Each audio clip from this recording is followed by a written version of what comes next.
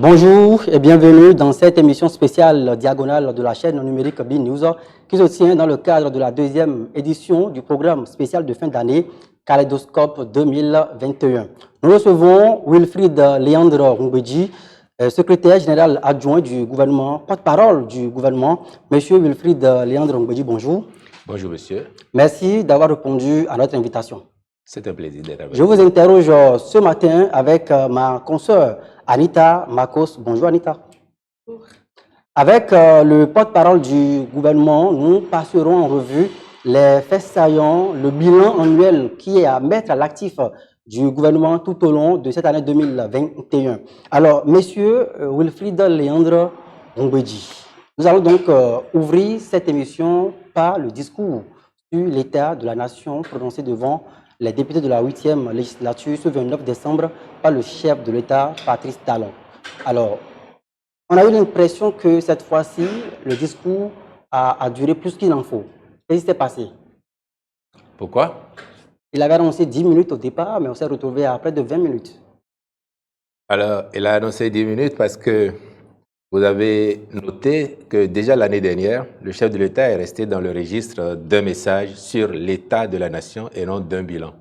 Quand les dirigeants, les présidents, par le passé, et même le président Patrice Talon, quelquefois au cours de son premier mandat, sont allés devant l'Assemblée nationale et ont plutôt axé leur message sur le bilan, sur les réalisations, généralement, cela a pris pratiquement 1 heure et parfois même beaucoup plus, suivant le chef de l'État en présence et le volume de ce qu'il avait à présenter. Le président Patrice Talon, à un moment donné, a dit « Mais la Constitution dit très bien qu'il faut faire le message sur l'état de la nation. » Par moment, il peut arriver que l'on soit obligé d'axer son message sur des réalisations majeures et que cela prenne l'allure d'un bilan. Mais il est utile, bien séant, d'axer davantage le message sur l'état de la nation. Et je crois qu'en regardant son papier au dernier moment, il avait le sentiment qu'il le présenterait en très peu de temps. Or, je sais que quand il a fait son message et qu'il a travaillé, c'était parti pour une quinzaine de minutes. Bon, alors après, ça dépend du rythme auquel vous le présentez. Il a dû se dire qu'en 10 minutes, il avait fini. Voilà pourquoi, à l'entame, il a dit que ça prendrait une dizaine de minutes. Dans tous les cas, c'était une façon pour lui de dire aux députés que, comme ils le connaissent maintenant, autant que les Béninois, ils n'auraient pas un discours ou un message trop long. Alors, venons-en maintenant au contenu même de ce discours. On a remarqué que le chef de l'État a structuré dans ce discours autour de deux défis majeurs.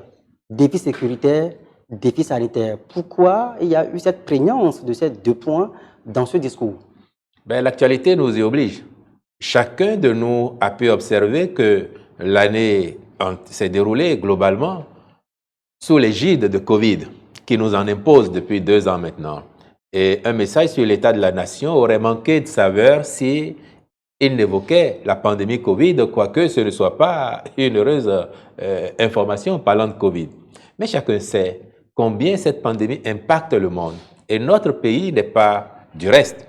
Il appartenait bien au chef de l'État d'appeler les attentions des uns et des autres sur la réalité de la pandémie parce que, en dépit de toute la communication qu'il y a ici comme à l'international, vous savez qu'il reste une frange de la population mondiale et donc une frange de la population béninoise qui, accédant aux théories complotistes, considère que Covid n'existe pas ou que ses effets sont exagérés. Et donc, c'est de devoir, c'est de responsabilité pour le chef de l'État de mettre l'accent sur cet enjeu et de dire aux populations béninoises que la bataille contre Covid-19 est toujours d'actualité. Après la sécurité, on a vu, même si depuis 2016, nous avons fait beaucoup d'efforts pour garantir la sécurité des personnes et des biens au Bénin, la libre circulation des personnes et des biens au Bénin, ce qui est salué par la communauté ouest-africaine, nous avons observé que le péril djihadiste, la menace qui existe et dont nous avions conscience, ce qui a amené le gouvernement à prendre des mesures d'anticipation, nous avons observé que malgré nos mesures, parce qu'il faut le dire, il s'agit d'asymétrie, comme tous les spécialistes le disent, c'est-à-dire que ça n'est pas un État qui va déclarer la guerre à un autre État et qui, d'après les conventions, a le devoir de déclarer formellement la guerre. Le djihadiste ou le terroriste, c'est comme le voleur qui va entrer chez vous en pleine journée ou pendant la nuit. ou vous êtes à la maison, ou vous êtes endormi, ou vous êtes sorti. Il ne vous avertit pas. C'est de l'asymétrie. Et vous avez beau prendre toutes les dispositions, celui qui cherche à vous frapper, il prend le temps d'étudier, de voir vos comportements, de voir si vous avez un dispositif en place et d'identifier à peu près par où il peut essayer de vous atteindre. La preuve en est que quand on a rapporté les événements de Porga, le communiqué des forces armées béninoises dit bien que les assaillants ont été surpris en train de contourner le dispositif qui était en place. Et ce dispositif, je peux vous le dire, il a fait ses preuves depuis 2 ans. Il demande depuis ces événements-là à être actualisé et les sécurocrates et le chef de l'État lui-même en tête sont à pied d'œuvre. Dès que c'est arrivé, les ajustements ont été faits et conséquemment, depuis lors, il y a un réaménagement sur le terrain de notre dispositif. Voilà pourquoi ces 2 sujets, à mon avis, ne devaient pas être absents du message sur l'état de la nation. Très bien. Et en parlant justement de la crise sanitaire, le chef de l'État a lié la cherté de la vie à la crise sanitaire. Comment est-ce qu'on peut faire le lien? Qu'est-ce qui fait que la vie est beaucoup plus chère par rapport à cette insistance de la Covid qui ne s'en va pas? Je vous vois venir, madame.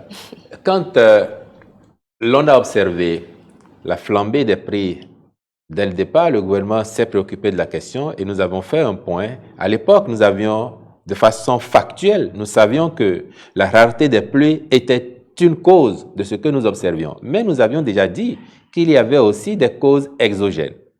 En dehors de la rareté des pluies qui se manifestait, en dehors aussi de la pression qu'exerçaient sur nos produits certains pays voisins et certains gros pays consommateurs, nous avions dit qu'il y avait des causes exogènes. Et ces causes exogènes, précisément, c'est Covid-19. Covid-19 parce que si vous connaissez des acteurs du monde économique, ils vous diront par exemple qu'aujourd'hui, vous ne prenez pas un conteneur au même prix qu'il y a 18 mois, il y a 2 ans. Cela a flambé.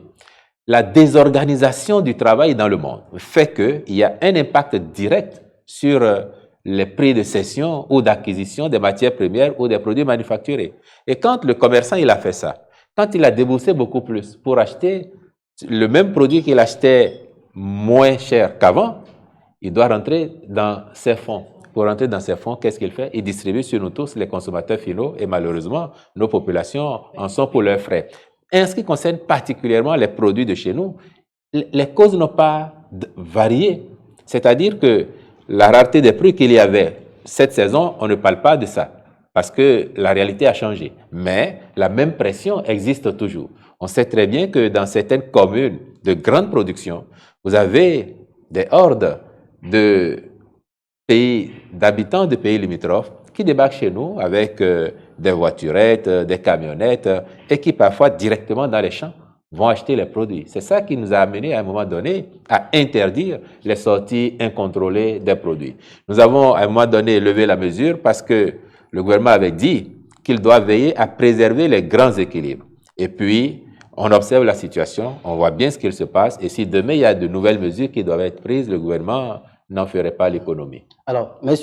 Wilfried Léandre Ongbeji, le chef de l'État en rappelait un peu tous les efforts qui auront été consentis tout au long de son premier mandat, au plan social, au plan économique, avec un taux de croissance qui oscille actuellement, au plan donc, des infrastructures, de l'eau, des cantines scolaires, de l'éducation, de la santé, a fini par emprunter le lexique religieux, le lexique de la foi, en disant que le Bénin est désormais un pays béni. Est-ce que dans un pays où il y a encore assez de défis, on peut se permettre une telle déclaration?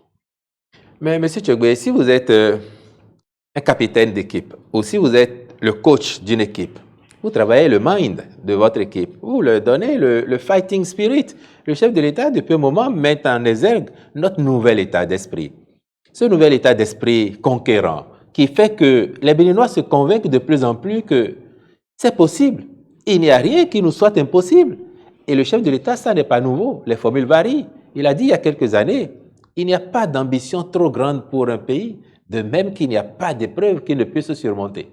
Et quand il dit le Bénin désormais est béni, c'est parce que tous ensemble, les Béninois, nos efforts nous ont permis de voir au cours des 5 années écoulées que nous pouvons faire de grandes avancées à condition de le vouloir, à condition de nous mettre au travail résolument. C'est ça qu'il appelle la bénédiction. Lui, ça n'est pas seulement la bénédiction divine, c'est la bénédiction qui naît du travail collectif que nous faisons, des efforts des uns et des autres, de l'engagement de tous les Béninois à faire en sorte que leur pays progresse. C'est de ça qu'il parle. Et je crois qu'il n'y a pas meilleure bénédiction que cela, de considérer que chaque Béninois désormais est conscient de ce que son effort, sa contribution à la cause nationale est essentielle pour faire le chemin que nous sommes en train de faire. Très bien. Nous allons cette fois-ci appesantir voilà, nos échanges sur le programme d'action du gouvernement deuxième génération 21-26, un programme dont le coût estimatif est élevé donc à plus de 12 000 milliards de francs CFA. 3 000 milliards, un peu plus, seront donc consacrés au social. Le gouvernement a également annoncé qu'en termes de disponibilité actuellement, nous avons également un peu plus de 3 000 milliards qui sont déjà mobilisés. Alors, comment est-ce que le financement de ce programme d'action sera-t-il effectif? En termes de disponibilité, sur les 12 011 milliards, nous avons 3 431 milliards de disponibles. Pour le social, 32% du PAG, nous avons besoin d'investir 3 779 milliards dans les causes qui structurent le développement social, l'amélioration des conditions de vie, et à l'arrivée pour 12 011 milliards. Comment on fait pour avoir à peu près 9 000 milliards qui nous manquent? On va dire que les méthodes qui ont fait leur preuve méritent d'être davantage poursuivies. Si entre 2016 et 2020, nous avons réussi à mobiliser plus que ce qui était prévu, ça veut dire que nous savons y faire désormais. Et le gouvernement ne changera pas de cap en ce qui concerne la mobilisation des ressources. C'est continuer à assainir la gestion des finances publiques à l'interne pour que l'argent public aille là où il doit aller.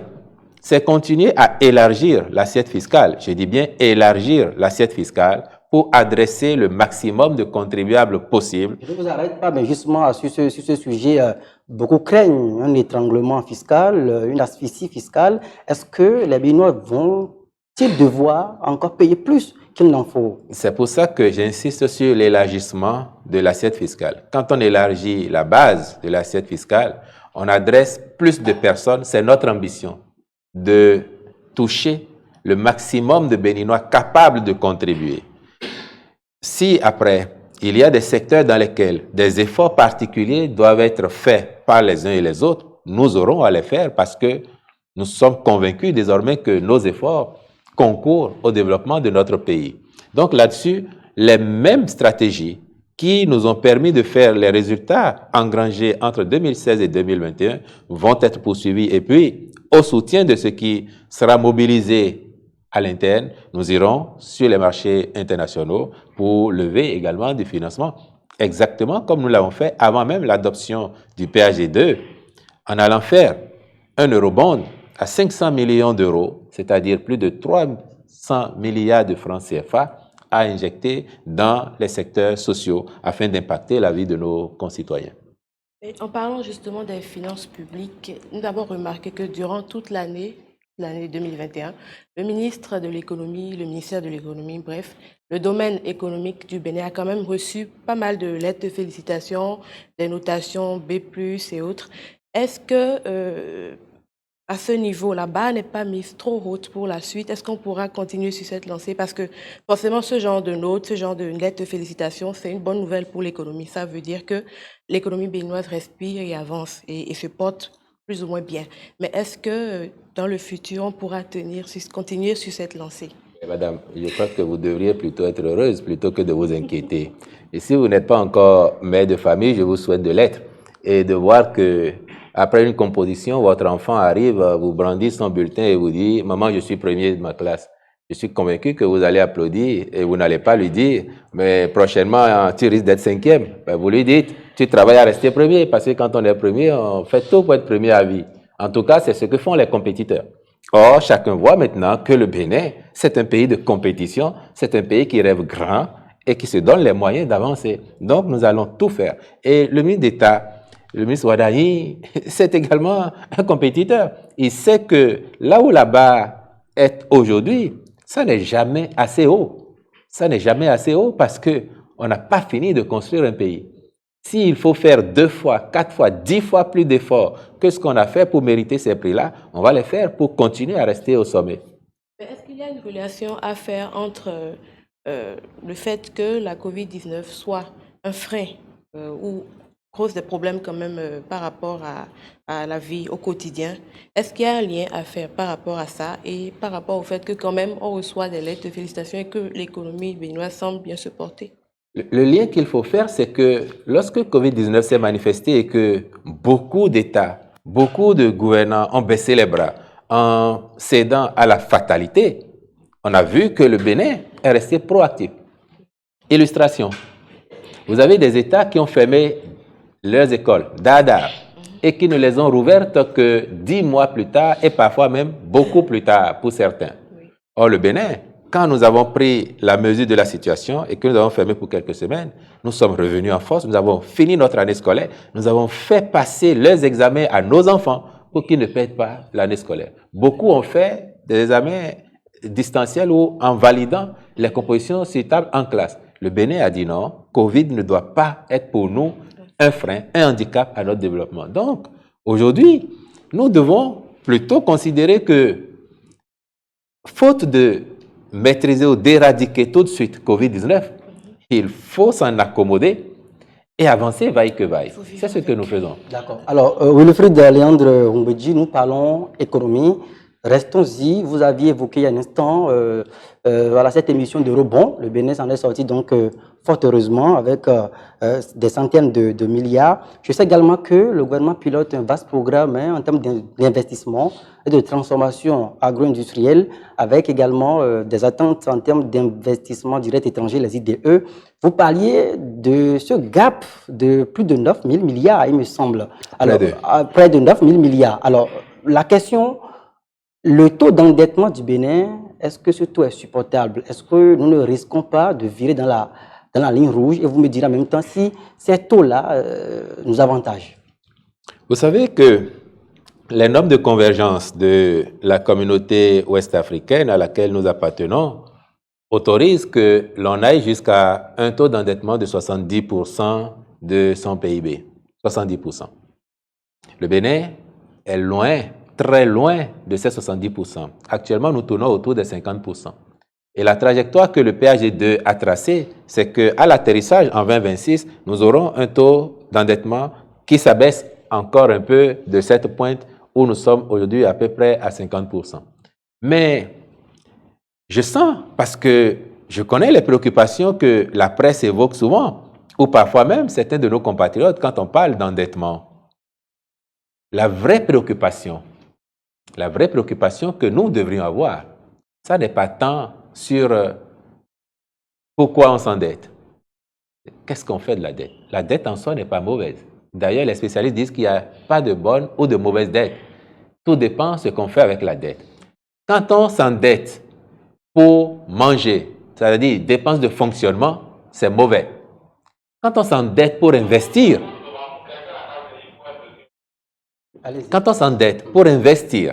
et donc pour générer des richesses, c'est bon. Et c'est exactement ce que le Bénin fait depuis 2016. Des dettes qui sont contractées servent à investir dans des secteurs productifs, porteurs de développement, et ça, il faut l'encourager. Parce que vous voyez, quand on fait ces investissements structurants aujourd'hui, on évite aux générations à venir de devoir faire les mêmes investissements. Elles viendront constater qu'il y a en place des infrastructures et après, il faut juste faire des aménagements, des améliorations en fonction du temps. Mais à un moment donné, dans la vie d'un État, il faut bien engager la réalisation de ces infrastructures qui mettent en place les conditions de base pour garantir le mieux vivre à chacun et à chacune dans notre pays. Alors, très bien. Ces investissements structurants dont vous parlez étalent donc des prévisions pour qu'à l'atterrissage en 2026, nous puissions tutoyer une croissance économique à 2 chiffres et également dépendre, voilà, réduire notre dépendance en termes d'énergie électrique au Bénin. Ce qui me vient comme question à l'esprit, monsieur le porte-parole du gouvernement, est-ce que nous avons l'expertise en termes de ressources humaines au plan interne pour pouvoir conduire à bon port toutes ces politiques volontaristes. Mais ce que nous avons fait depuis 5 ans, vous ne doutez pas qu'il y ait des experts béninois qui travaillent là-dessus, même si parfois, sur certains aspects particuliers, quand on recherche des profils spécifiques qu'on n'a pas ici, on fait appel à de l'expertise internationale. Ça, c'est plutôt objectif de le faire. Mais pour l'horizon 2026, ce que nous faisons, ajouter à ce qui a été fait avant, évidemment, et ce que nous continuons à faire, c'est susciter davantage d'expertise au plan local, au plan national, et faire une croissance à 2 chiffres. D'autres pays l'ont fait avant nous, et ces pays-là ont compté sur leurs ressources humaines. C'est pas exagéré cette prévision avec les effets et les contre-coups de la pandémie Covid-19. Vous aurez relevé, M. Chogbe, que entre 2016 et 2020, nous sommes passés d'à peine 2% de taux de croissance, tel que nous l'avons vu dans les comptes de l'État pour l'année 2015, donc la dernière année pleine, exécutée par le gouvernement d'avant, le président Patrice Talon, c'était à peine 2%. En 2019, nous sommes montés à 6,9%, pratiquement 7%. Et s'il n'y avait pas Covid, toute la trajectoire indiquait que le Bénin aurait passé le cap de 7%. Malgré la Covid, à l'atterrissage en 2020, avec les comptes consolidés par FMI Banque mondiale, nous sommes à 3,8%. Et 3,8%, si ce n'est la première croissance du continent, c'est au pire la deuxième. Au pire, la deuxième. Et au moins la première en Afrique au sud du Sahara. Donc, c'est une performance en soi qui postule que s'il n'y avait pas eu Covid, nous aurions fait beaucoup mieux que ça. Et depuis 2021, parce que nous avons commencé à apprendre à vivre avec la COVID, nous avons pris des mesures pour que cette pandémie ne soit pas un obstacle, un frein à notre élan. Et nous ambitionnons bien qu'à fin 2021, nous aurons une croissance de l'ordre de 5 à 6%. Et à partir de là, continuer sur cette lancée jusqu'à l'atterrissage en 2026, où nous espérons effectivement tutoyer les 10% de croissance. Alors, il nous reste une dizaine de minutes à passer ensemble, monsieur le porte-parole du gouvernement. Avec ma consoeur Anita Makos, nous allons rapidement évoquer les points majeurs au plan social annoncés dans le PAG 21-26. Alors, bien avant ça, tu vas m'excuser, vous allez m'excuser. Nous allons... il y a une question qui me tient à cœur, M. Cette année, puisqu'on est en train de parler de bilan, des lois ont été votées quand même pour l'épanouissement et la protection de la femme. Et donc, il y a eu aussi dans la foulée la création de l'INF. Est-ce que vous pensez que toutes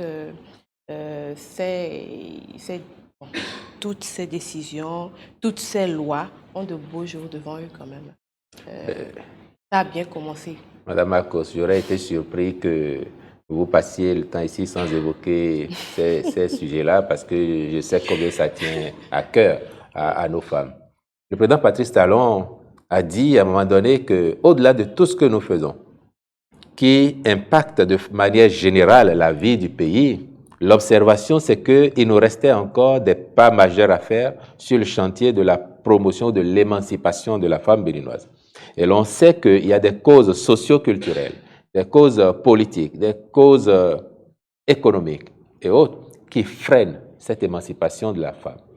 C'est ça qui justifie les lois majeures qui ont été initiées par le gouvernement pour aboutir à cette protection de la femme. J'ai suivi tout à l'heure un peu votre panel précédent et j'ai entendu les acteurs évoquer certains faits de société relativement aux enfants mineurs, les petites filles par exemple. Vous savez que dans certaines contrées du Bénin, il y a encore des mariages précoces, des mariages forcés, même si c'est résiduel ou en diminution, ça existe encore.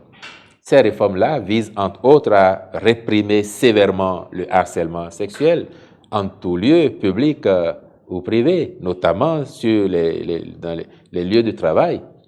Le mariage précoce, le mariage forcé, le viol, les mutilations génitales féminines, pour dire que la femme béninoise ne doit pas être chosifiée et qu'elle doit pouvoir disposer de son corps, donner son consentement, si elle veut s'engager avec quelqu'un, mais qu'il n'y a plus lieu de l'obliger à faire quoi que ce soit.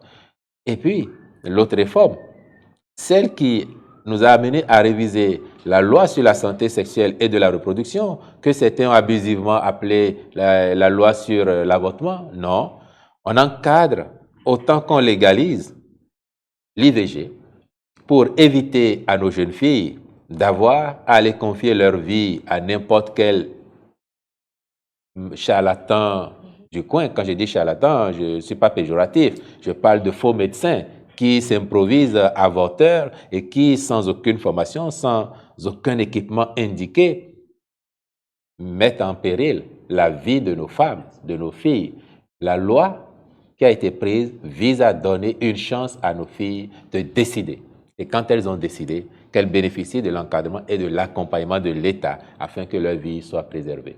Justement, je l'annonçais tout à l'heure, revalorisation des salaires des travailleurs, le gouvernement l'a annoncé avec précision d'ailleurs pour l'année qui va s'ouvrir, l'année 2022. Le gouvernement a également annoncé étendre voilà, la dotation de nos contrées en eau potable pour faciliter l'accès donc à cette ressource-là, à cette ressource-là. Alors, au plan social, aujourd'hui, qu'est-ce qu'on peut retenir de cette décision qui concerne la vie des travailleurs? Je peux vous repréciser, parce qu'on l'a dit tout à l'heure, le PAG 21-26, c'est en dehors des projets des deux autres piliers qui concourent au mieux-être des populations et donc qui ont un relance social, c'est quand même des projets purement orientés social qui représentent 32% de ce PAG, soit 3 779 milliards de francs CFA. L'eau potable, à l'appui de ce qui a été fait sur les 5 années écoulées, qui nous ont permis de porter le taux de desserte de 40% en moyenne à 70%. Il reste à couvrir encore 30% de nos populations. Et là-dessus, je vous dis que le gouvernement n'a pas attendu même d'adopter son PAG pour continuer à travailler sur le chantier de l'eau. Là, en décembre, on vient de finir la procédure pour la sélection des entreprises qui vont construire 95 systèmes d'adduction d'eau potable multivillages. 95 systèmes qui impacteront 1 300 000 Béninois dans l'ensemble du pays. Et courant premier trimestre 2022, les chantiers vont être remis pour que les travaux se fassent. Voilà un exemple, par exemple. Et de l'autre côté, sur l'électricité, inutile de s'appesantir sur ce qui existe déjà et que les Béninois ont vu. Mais le PAG2 met l'accent sur ce qui va être fait pour atteindre le niveau de couverture que nous espérons. Avec le projet Lumière du Bénin, tous les chefs-lieux de nos 77 communes et des chefs-lieux de certains arrondissements vont bénéficier de l'éclairage public. En dehors des centrales déjà réalisées, il va y avoir une nouvelle centrale thermique pour 143 MW. Il va y avoir les centrales solaires, celles en cours et celles dont les travaux n'ont pas démarré. Le tout va être réalisé pour environ 200 MW. Et puis, nous postulons de réaliser le barrage de Dogobis sur l'Ouémé pour contribuer également là à renforcer notre disponibilité énergétique, mais aussi à assurer la maîtrise de l'eau autour de ce fleuve-là. Alors, nous sommes tenus par le temps. Mais je n'aurais pas fini, puisqu'on parle social, sans vous dire, vous l'avez évoqué, le sujet de la revalorisation des salaires. C'est un chantier majeur qui va de pair avec les efforts. Vous voyez, si vous avez été attentif à la reddition de l'adoption de ce PAG, quand on a évoqué les 11 milliards que cela représente, le communiqué du Conseil des ministres dit que cela appelle des efforts de tous, n'est-ce pas? Des efforts de tous. Mais en contrepartie, parce que les citoyens sont de plus en plus disposés à faire des efforts, le gouvernement dit, je les accompagne, je vais revaloriser les salaires. À quel taux? C'est une colle, M. Tchogoye, c'est une colle. Il y a un comité ministériel qui travaille sur la question. Le chef de l'État qui a pris la décision, qui l'a soumise au gouvernement, qui l'a approuvée, a mis en place aussitôt ce jour-là un comité de quelques ministres qui travaille et qui reviendra, ce comité-là. Dans les secrets de la Marina. Ce comité reviendra avec ses propositions chiffrées, avec des projections aussi, toutes choses qui vont permettre au gouvernement de faire l'analyse de situation et de retenir objectivement une décision qui va être soumise aux partenaires sociaux avant d'être annoncée. Question d'actualité pour finir, Monsieur Wilfried Léandre Ongweji, vous avez suivi, tout comme vos compatriotes, ces deux procès majeurs qui ont fait grand bruit. Procès Madougou, condamné à 20 ans de prison, l'ancienne garde des Sceaux, candidate recalée à la dernière élection présidentielle au Bénin. Le procès Aïvo, le professeur de droit constitutionnel, également condamné à 10 ans, de prison. Alors, les deux se retrouvent aujourd'hui donc derrière les barreaux pour des faits à eux reprochés par les juridictions au pays. Y aura-t-il la grâce présidentielle, le pardon, tant espéré par beaucoup de personnes? Ce sujet, vous savez, quand j'en parle à titre personnel, je peux vous dire que c'est un crève-cœur. C'est un crève-cœur. Parce que M. Aïvo, Mme Madougou, c'est des gens que je connais très bien. Je peux vous dire même que ce sont des amis. Et donc, c'est un crève-cœur. On a mal pour ce qui leur arrive. Mais après, il y a des faits qui leur sont reprochés. La justice en a été saisie. La justice a fait son travail, comme elle le fait pour les milliers d'autres Béninois qui sont en prison, qui pour avoir volé ici, qui pour avoir abusé d'une fille, qui pour avoir puisé dans les caisses de l'État, qui d'autres encore pour avoir eu un accident, ainsi de suite, ainsi de suite. Ce sont des Béninois comme les autres. La justice béninoise, elle travaille à être la même pour tous. Après, eux, comme les autres, qui sont en prison, condamnés, dont les décisions sont devenues définitives, sous certaines conditions, peuvent être appelés à bénéficier de telle ou telle mesure suivant ce que prévoit le fonctionnement de l'État en la matière. Et donc, je n'avancerai rien. Nous sommes là. Dans ce procès, beaucoup y ont vu la main du gouvernement. On parle d'ailleurs de procès politique parce qu'on sait que la figure tutélaire du procureur spécial de la Criette, ça c'est bien sûr, le parquet spécial de la Criette, c'est bien sûr la chancellerie, c'est le ministère de la Justice. Et beaucoup ont lié les faits à la présidentielle et tout ça. Est-ce que dans ces conditions, les gens n'ont-ils pas raison de croire que, bon, à l'atterrissage enfin, ce pardon peut-être ou bien cette grâce ne pourra pas intervenir?